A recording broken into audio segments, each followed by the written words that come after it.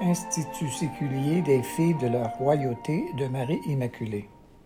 De même que votre lumière brille devant les hommes, alors, voyant ce que vous faites de bien, ils rendront gloire à votre Père qui est aux cieux. Naissance de l'Institut des filles de la royauté de Marie Immaculée.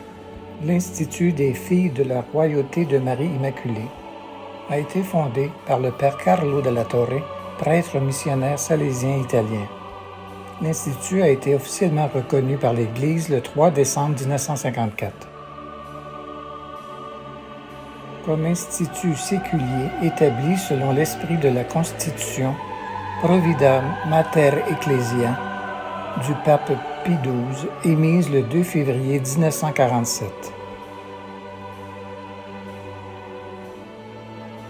La direction pastorale de l'archevêque de l'archidiocèse de Bangkok et a été certifié comme membre de la famille salésienne en 1996.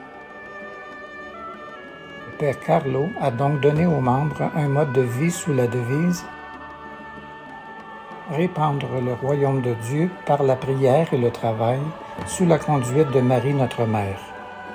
Il a nommé l'Institut « Filles de la royauté de Marie Immaculée », avec la conviction que les membres suivraient leur vocation en imitant la vie de notre chère Mère Marie.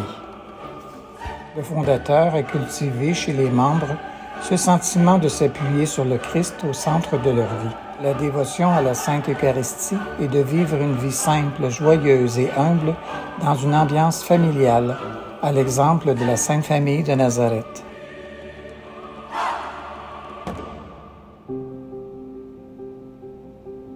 Forme de l'Institut.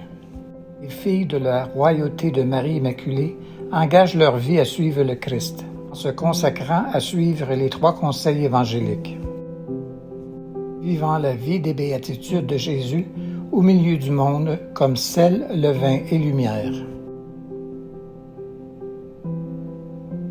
L'administration de l'Institut est au service de la volonté de Dieu, tous les membres vivant comme des sœurs. La supérieure de l'Institut est le leader général en termes d'administration.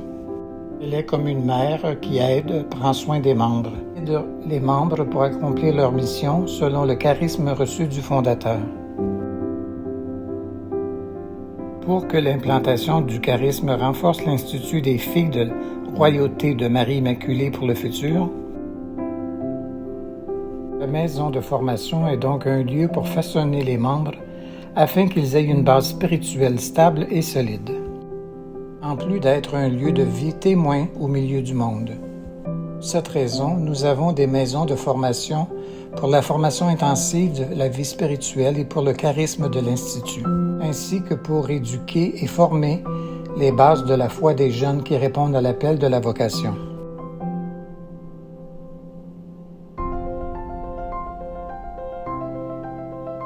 Le but et la mission. La mission des filles de la royauté de Marie Immaculée est de participer à l'œuvre rédemptrice du Christ, aider à restaurer et à répandre le royaume de Dieu par le dévouement de la vie consacrée à Dieu et à leurs frères, avec des prières et le service sur diverses formes, telles que l'éducation, l'enseignement du catéchisme et la coopération avec l'Église dans la mission d'évangélisation.